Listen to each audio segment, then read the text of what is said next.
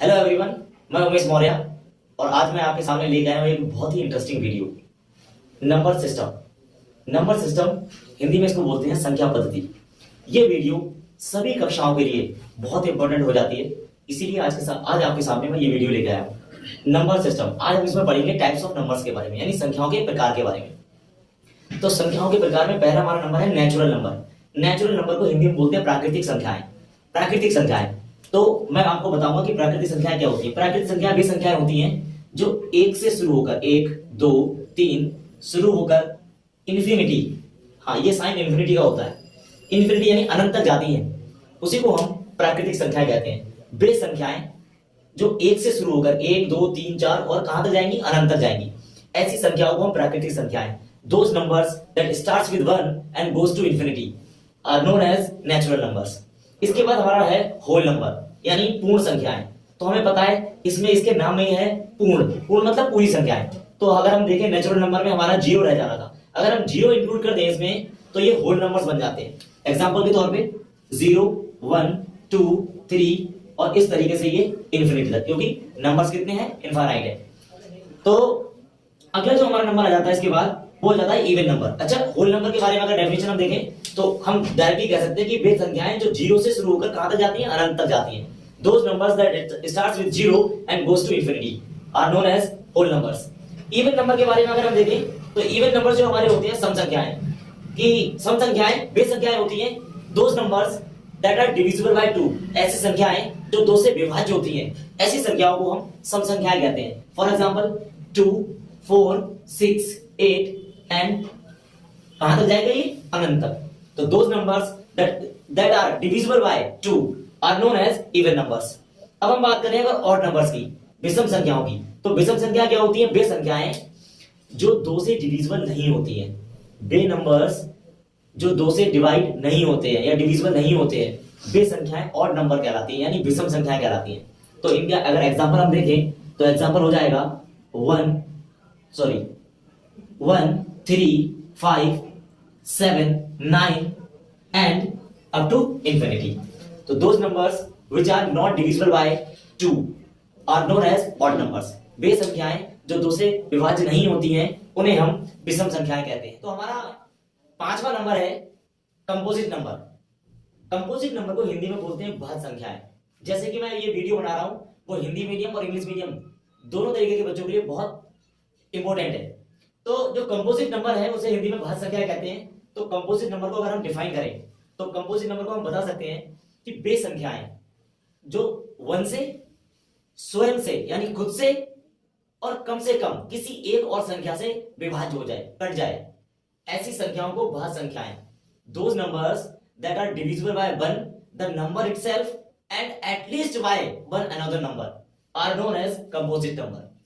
तो इसका एग्जांपल अगर मैं आपको दूं तो सबसे छोटा यानी स्मॉलेस्ट कंपोजिट नंबर, सबसे छोटी भाज्य संख्या होती है 4, 4, 6, 8 एंड अप टू इंफिनिटी। इसके बाद हमारे नंबर्स आते हैं प्राइम नंबर्स।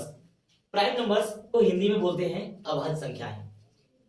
प्राइम नंबर्स वे नंबर्स जो खुद से यानी स्वयं से डिविजिबल होते हैं, किसी और संख्या से विभाज्य नहीं होते हैं, ऐसे नंबर्स को हम अभाज्य संख्याएं कहते हैं, यानी ऐसी संख्याओं को हम अभाज्य संख्या कहते हैं। Those number that are divisible by number itself are known as prime numbers.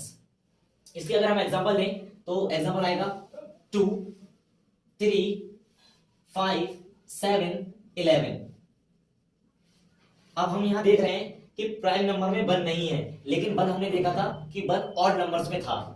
तो जो प्राइम नंबर्स स्टार्ट हो रहे हैं होते हैं हमारे, वो होते हैं हमारे 2 से। लेकिन इसमें एक चीज और ध्यान रखने वाली बात है कि इसमें 9 नहीं आता है, क्योंकि 9 3 से डिविजिबल है। और अभी हमने बताया डेफिनेशन में कि प्राइम नंबर्स जो होते हैं वो सिर्फ खुद से डिविजिबल होते हैं। तो हम यहाँ पे अगर 9 लिख देते, 7 के बाद 9 आ जाता तो 9 3 से डिविजिबल हो जाता, इसलिए हमने वहां 9 नहीं लिखा है। तो ये नंबर्स ऐसे नंबर्स हैं जो खुद के टेबल से यानी खुद के नंबर से ही डिविजिबल हो गई।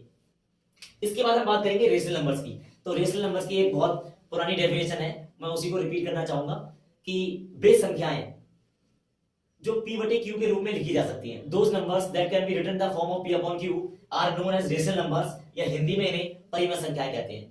तो परिमेय संख्याएं जो होती हैं वो दो तरीके की होती है। रेशनल नंबर के दो पार्ट होते हैं। जैसा कि हमने और नंबर्स के बारे में पढ़ा, तो मैंने आपको अभी बताया कि रेशनल नंबर के कितने पार्ट्स होते हैं, दो पार्ट्स होते हैं। एक होता है टर्मिनेटिंग, एक होता है नॉन टर्मिनेटिंग बट रिपीटिंग। तो टर्मिनेटिंग का मतलब होता है शांत। शांत का मतलब क्या होता है, कोई चीज शांत कब हो जाती है, या तो वो रुक जाए, ठहर जाए, तो उसको शांत बोलते हैं। शांत परिमेय संख्या और अशांत लेकिन आवर्ती होती है, नॉन टर्मिनेटिंग बट रिपीटिंग। तो दोनों के एग्जांपल से समझते हैं अच्छे से इनको कि परिमेय संख्याएं जो होती है, रेशनल नंबर जो होते हैं, वो दो तरीके के कैसे होते हैं। तो मैं अगर यहाँ टर्मिनेटिंग शांत परिमेय संख्या को अगर मैं लिखूं तो नॉर्मल मैं लिख सकता हूं 2, 3, 5, 0.25। ये सब शांत परिमेय संख्या है। शांत मतलब अगर इनको देखा जाए, मैं ये 2 लिखा है, ये 3 है, ये 5 है, और यहां लिखा है 0.25, मतलब 0.25 के तक जाकर ये संख्या रुक गई है, इसके आगे नहीं चल रही है। इसका मतलब ये टर्मिनेट हो गई, ये शांत हो गई है, ये यहीं पर रुक गई है। इसीलिए रेशनल नंबर का एक टाइप होता है टर्मिनेटिंग रेशनल नंबर, यानी शांत परिमेय संख्या।